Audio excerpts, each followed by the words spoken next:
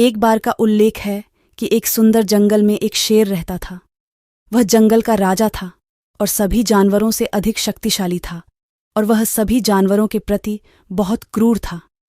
यदि वह कोई आदेश देता तो वह जानवर तुरंत उसका पालन करता था। उनका आदेश, और यदि कोई जानवर उनके आदेश का पालन नहीं करता था तो उसकी मृत्यु हो जाती थी। शेर उसे पीट पीट कर मार डालेगा और बाकी जानवर यह सब ध्यान से देखते रहेंगे। एक बार ऐसा हुआ कि शेर ने हमेशा की तरह सियार को बाजार जाकर ढेर सारा खाना लाने का आदेश दिया।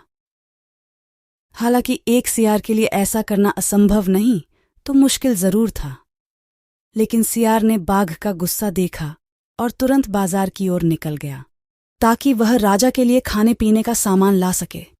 लेकिन उसे तब बहुत आश्चर्य हुआ जब सियार खाली हाथ राजा की सेवा में आया और उसे सारी बात बताई।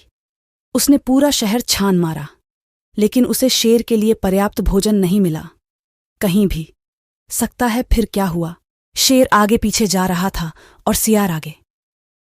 हालांकि सियार शेर की पकड़ में नहीं आ सका, लेकिन वह इतना आगे बढ़ गया कि वह शेर की पहुंच से बहुत दूर चला गया। जब शेर राजा थक गया तो उसने जंगल में वापस जाने का फैसला किया। दूसरी ओर सियार ने अल्लाह से प्रार्थना की कि मैं अन्य जानवरों की तरह कमजोर और कमजोर हूं। शेर अपनी ताकत से इतना खुश था कि वह न तो किसी अन्य जानवर पर हमला कर सकता था और न ही उसे कोई आदेश दे सकता था। उधर एक बार फिर आदत से मजबूर होकर शेर ने लोमड़ी से अपने बच्चों का ख्याल रखने को कहा और एक साफ बर्तन में अपने बच्चों के लिए दूध लेकर आई। लोमड़ी समझ गई कि दाल में जरूर कुछ काला है और शेर भी वह उसे अपनी आज्ञा से वश में करना चाहता है। हालांकि लोमड़ी ने कुछ नहीं किया, वह शेर के आदेश को पूरा करने के लिए दौड़ी। अचानक बिजली शेर के पिंजरे पर गिरी। इस वज्रपात की चपेट में शेर के बच्चे भी आ गए, जबकि शेर बुरी तरह घायल हो गया और उसके बच्चे भी डर कर इधर उधर घूमने लगे।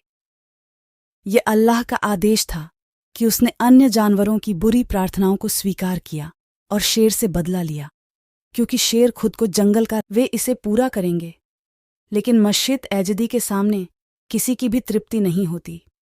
हालांकि जब जंगल के अन्य जानवरों ने शेर और उसके बच्चों की यह बुरी स्थिति देखी तो वे खुशी से फूले नहीं समाये। सभी जानवरों ने अल्लाह का शुक्रिया अदा किया, जिसकी शक्ति ने शेर को राज्य से बाहर निकाल दिया। शेर का हश्र देखकर सभी जानवर बहुत खुश हुए और हर्ष और प्रसन्नता की मिश्रित भावनाओं से भर गए। अब शेर को अपनी गलती का एहसास हुआ कि वह अन्यायपूर्वक अन्य जानवरों पर अपना आतंक फैला रहा था।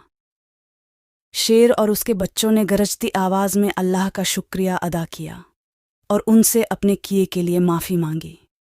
अल्लाह दयालु और दयालु है। उसने शेर पर भी दया की और धीरे धीरे शेर स्वस्थ हो गया। अब शेर को अपनी गलती का एहसास हो गया था। उसने एक पार्टी का आयोजन किया जिसमें जंगल के सभी जानवरों को आमंत्रित किया गया।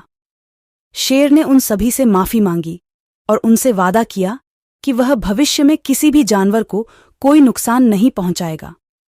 इसके साथ ही उनकी बुद्धि लुप्त हो गई